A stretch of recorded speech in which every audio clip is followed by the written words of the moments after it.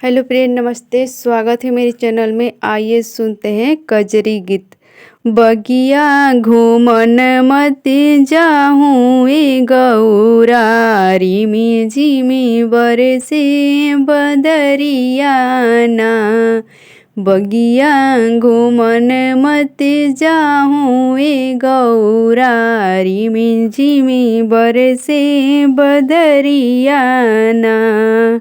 बादल गरजे बिजुली चमके, बादल गरजे बिजुली चमके, ओही जे बगिया में अइहे शिव जोगिया, तोहरा के लिए बरमाई हो। ओही जे बगिया में अइहे शिव जोगिया, तोहरा के लिए बरमाई हो।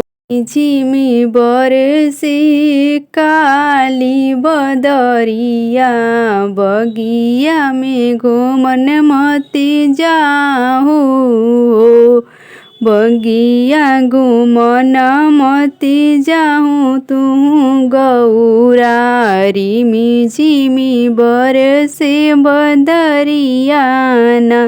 ओही जे बगिया में अइहे बौरा हवा, ओही जे बगिया में अइहे बौरा हवा, तोहरा के ले जइहे गौरा, तोहरा के ले जइहे गौरा से नूरा पेन्हाई। बगिया घूमन मत जाहूँ ना, तोहरा के ले जइहे गौरा सिंदूरा पेन्हाई। बगिया घूमन मत जाहूँ ना, रिमी झिम बरसेला काली बदरिया, बिजुरी चमा चम चमके ना।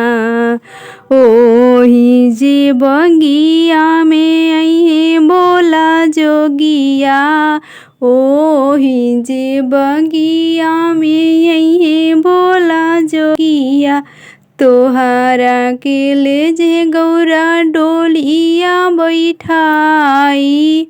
तोहरा के ले जे गौरा डोलिया बैठाई।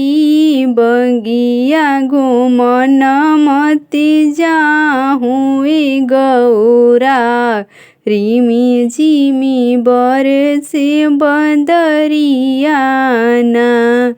बगिया घूमन मत जाहूँ ए गौरा, रिमी झिमी बरसे बदरिया ना।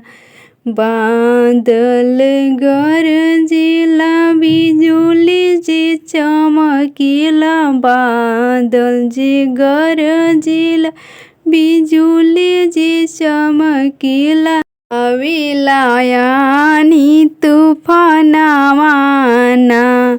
बगिया घूमन मत जाहूँ ए गौरा, रिमी झिमी बरसे